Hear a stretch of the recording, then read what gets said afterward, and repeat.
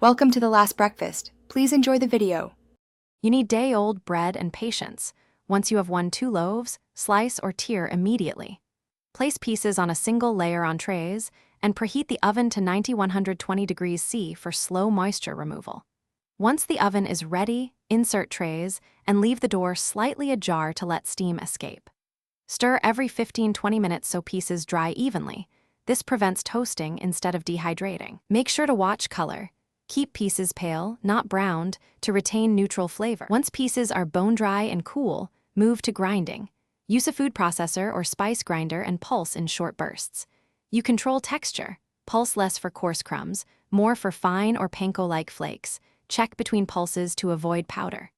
After grinding, spread crumbs on a tray to cool and aerate, then sift through a 2-3 mm sieve to separate uniform crumbs from larger bits.